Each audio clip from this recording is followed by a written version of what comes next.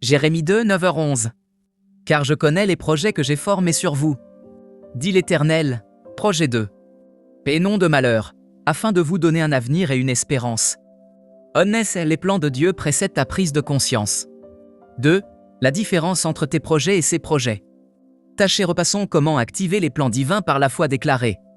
Je veux te parler aujourd'hui de quelque chose que beaucoup de croyants connaissent dans leur tête mais ne vivent pas dans leur cœur, les plans de Dieu pour ta vie.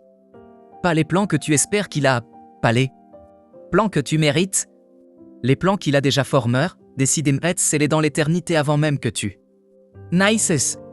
Jérémie 2, 9h11. Et peut-être le verset le plus cité de la Bible, mais je veux que tu le lises comme si c'était là. Prémis, refois, car je connais les projets que j'ai formés sur vous, ils n'éditent pas. Je vais penser à des projets pour vous. Il dit je connais présent. Ces projets existent déjà, ils sont formés, ils sont réels. Voici ce qui me frappe dans ce contexte, Dieu dit ça à des gens en exil. Des gens qui ont tout perdu l'air de leur pays, leur temple, leur liberté. Des gens qui avaient toutes les raisons du monde de penser que Dieu les avait abandonnés. Et c'est à ces gens-là qu'il dit Jacques, j'ai des projets pour vous, des projets de paix, d'avenir, d'espérance. Ce n'est pas une promesse pour les gens qui vont bien. C'est une promesse pour les gens qui pensent que c'est fini. Parlez pas à quelqu'un aujourd'hui qui regarde sa situation et voit uniquement les ruines, ça fatu. Regarde ton mariage, ta carrière, ta santé, tes finances et tout ce que tu vois, c'est l'exil.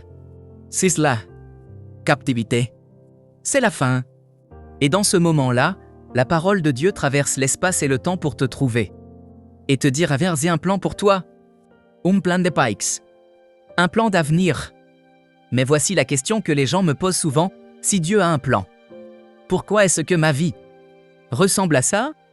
Et c'est une question honnête.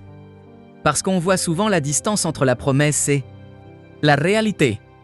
La réponse, c'est que le plan de Dieu se déploie à travers le temps. Pas instantanément. Abraham a attendu 25 ans pour voir la promesse s'accomplir.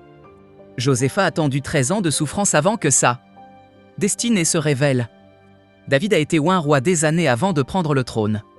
Le plan était réel pendant toutes ces temps, mais il se déployait.